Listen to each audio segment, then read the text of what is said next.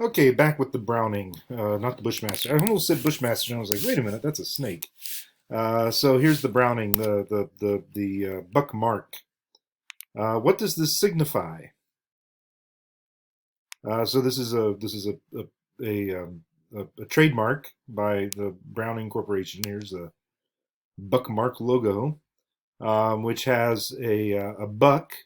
You can see with the antlers sticking up, and then within the buck, in white, you can see there's a doe there. Um, and so that's the Browning.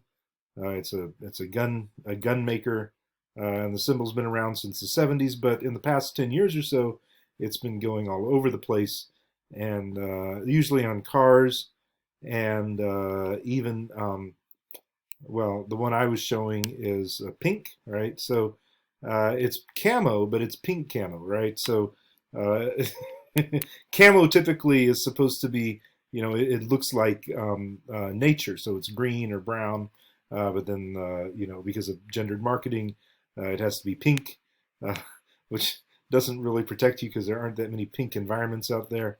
But in any case, uh, protect you from being seen. Here's a whole bunch more. It's sort of a got a bow there, um, for without the antlers. Just all kinds of fun stuff going on with this. And you see it on the cards, and you're wondering, what's going on here, uh, and does it have any political identity? It's called the Browning Buckmark, and it's a stylized buck deer. It doesn't mean anything. It is a logo. It would be a safe guess they might enjoy hunting, and they probably aren't a Democrat. So there is some political meaning to that, even though it's a corporate logo. Um, it is not totally under the control of the company that owns the logo, nor is it totally under the control of the woman hunter who puts it on her car.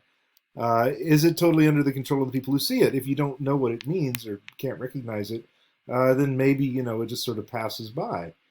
So these are all symbols that and the way they work is neither subjective. You don't completely confer um, meaning to them, but they're not totally objective either. The meaning is not always given. There's always some play in between that, and that's part of the fun. Intersubjectivity has shared understanding. Sometimes there's um, dog whistles that may go up, right, that only some people can hear. I know that you know that I know what the symbol means, but do you really know?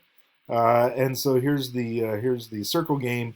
This is a big prank. I don't know, in middle school or whatever. You hold your hand down low and say someone's name, and if they look down at your circle, then you got them, right. And so the goal is to not look down. But what does the circle game mean the same thing as this? And this is Richard Spencer, a noted anti-Semite white supremacist, who is making the symbol here for WP, which was sort of it started out as like a 4chan or 8chan hoax about this is a new white power symbol, and then people started doing it, and then people started getting fired for it. So I think people in the military were disciplined.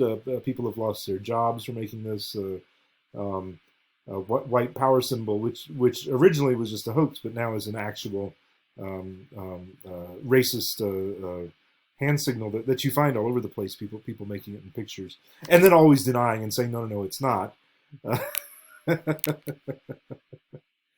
There you go. Okay, so these are all ways to set ourselves apart from others in stratified society, and we'll get to the last one. That's what's really going on here. So the first two have to do. This is capital. This is how the goal of climbing the ladder, right? The goal of climbing the ladder is to accumulate capital. When you do this capital investment of education, when you are gaining degrees, and having them be prestigious degrees, so that you can, so that you can act like you belong in classy joints. Part of that is economic capital, how much property you own. This is the hardest thing to. This is actually really hard to fake because it's very hard to get a lot of money legally if you don't have much to begin with. Now, a lot of people get it illegally. If you look at the fortunes of many um, big shots, political leaders, etc. You look at too close at some of the Kennedy fortune and some of these other people. I don't know. It's all in The Great Gatsby, right? These people who are very successful gangsters, or their fathers were grandfathers were gangsters. If you look at any royal, basically, you look at the nobility of Europe, and you go back enough generations, they were a gangster. They were some sort of armed criminal who was walking around robbing people and stabbing people in the back and killing people and chopping their heads off, and eventually they got to be a king. Um, and so it's the same ever since. People who get their wealth um, through widely acceptable means are few and far between. They're either gangsters, illegal activities, drug dealing or smuggling or something like that, or it's very very shady stuff like monopoly capitalism, like setting up ways to make money that aren't really fair. Okay, so that is economic capital. At some point, you get it. Usually, you inherit it from some more financially astute ancestor. But sometimes people can make a fortune over the course of a lifetime. Less and less likely, though, in this world, at least in the United States. Far more likely in some of your more egalitarian societies of Northern Europe. Number two is social capital, and this is much harder than economic capital because this is the social networks. This is why rich people send their children to Ivy League schools. It's not for the education. You could get an Ivy League education, anywhere in the country. You can do it, and there's plenty of people who end up with Ivy League degrees who are not necessarily very bright. But what happens when you go to the Ivy League is that you are roommates with, children of senators and presidents and CEOs and other high society people, and so you make those social contacts in ways and join these social networks and marry into influential families, and then over the course of 2 or 3 generations, you can clean that dirty money background. So a lot of people, there's a term called nouveau riche. Nouveau riche has to do with new richness, right? New wealth. So a lot of times you have people who are really good at business or whatever, and who make a fortune, make billions of dollars, but they're 2 generations back they were backwoods yokels, and so they send their children off to the Ivy League.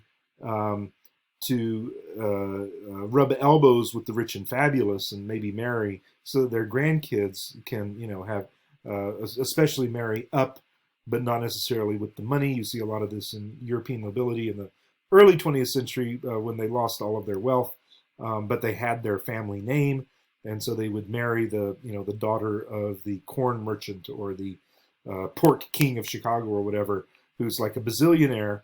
And so the penniless European nobleman would marry into that wealth and then use the wealth to rejuvenate the fortunes of the ancient blue blood family.